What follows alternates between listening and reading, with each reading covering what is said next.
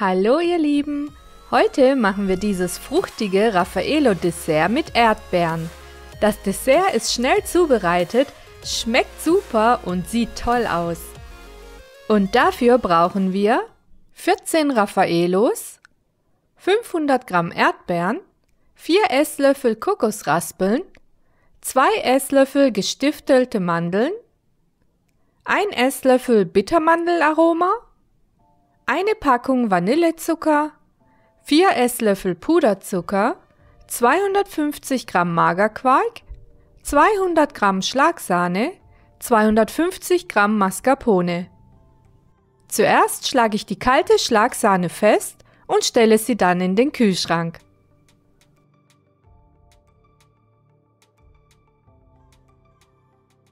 Dann gebe ich Quark, Mascarpone, 2 Esslöffel vom Puderzucker und 2 Esslöffel von den Kokosraspeln, Vanillezucker und das Bittermandelaroma in meine Rührschüssel und vermische alles.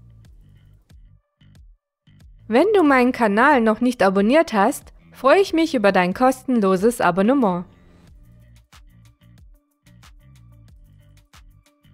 Die Schüssel kommt nun ebenfalls in den Kühlschrank. 10 Raffaello-Kugeln setze ich in eine Schale, damit mir beim Zerdrücken nichts daneben geht, und zerdrücke diese. Die zerdrückten Raffaellos gebe ich zur Mascarpone-Creme und rühre sie kurz ein, denn dadurch werden sie nochmal etwas mehr zerkleinert. Nun hebe ich die Sahne unter und stelle die Schüssel wieder kalt. 4 kleine Erdbeeren habe ich zur Seite gestellt und die Hälfte klein geschnitten. Die andere Hälfte gebe ich nun in meinen Mixbehälter. Dazu gebe ich die restlichen 2 Esslöffel Puderzucker und püriere dann die Erdbeeren. Die klein geschnittenen Erdbeeren gebe ich dann zum Püree hinzu. Durch leichtes Schütteln vermischt sich beides gut. Die kalte Creme habe ich in einen Spritzbeutel gefüllt und schneide nun vorne eine größere Öffnung rein, damit die Raffaello-Stückchen auch durchpassen. Natürlich könnt ihr die Creme auch mit Hilfe von 2 Esslöffeln einfüllen.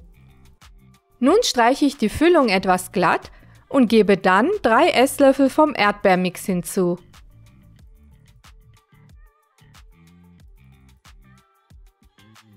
Danach fülle ich wieder eine Schicht von der Creme ein und verstreiche sie.